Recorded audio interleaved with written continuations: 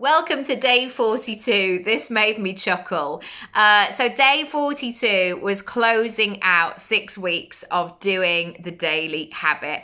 And it was the 30th of December, 2023. So peak in between Christmas and New Year. What day is it? Everybody's like, I think one day the kids watched Home Alone like 2.5 times or something, and they loved it. They were really happy. And I did invite them to do other things, but they were like, no, we just want to sit on the sofa today. And again, I totally get that as well.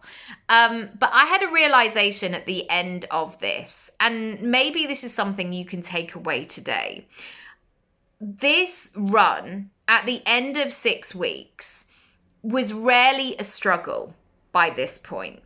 And I think that this is a great place to be. And I think sometimes instead of just looking at like what we can do better going forward, I think we have to notice how far we've come, what we've been able to crack, what is in flow, what's happening, what our version of ourselves a year ago would have gone, oh my gosh, you've managed to work that out. I'm still struggling over here. I've no idea where to start with that.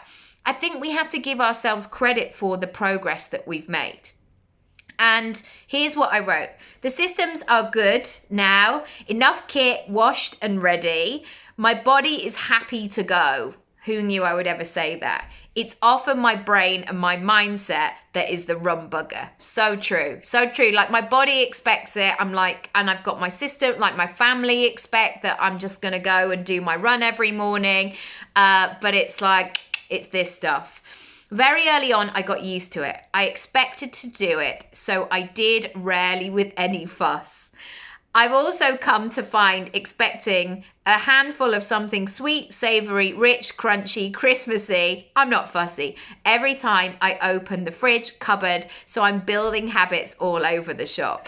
That was a very silly thing just to add in the end, because isn't it weird how things become more normal very quickly? You know, when you're in December, it's so normal to go to people's houses or to have 2 mince pies a day because it's Christmas. It's so easy to build those habits.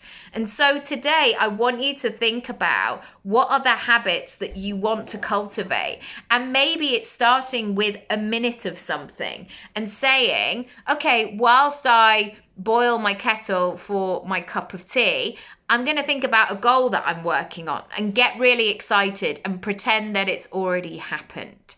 And ultimately, what I want you to take away from today is that habits and changes, they don't have to be scary. They don't have to be enormous. They don't have to be overwhelming. They don't have to be for life unless they absolutely serve you to be for life.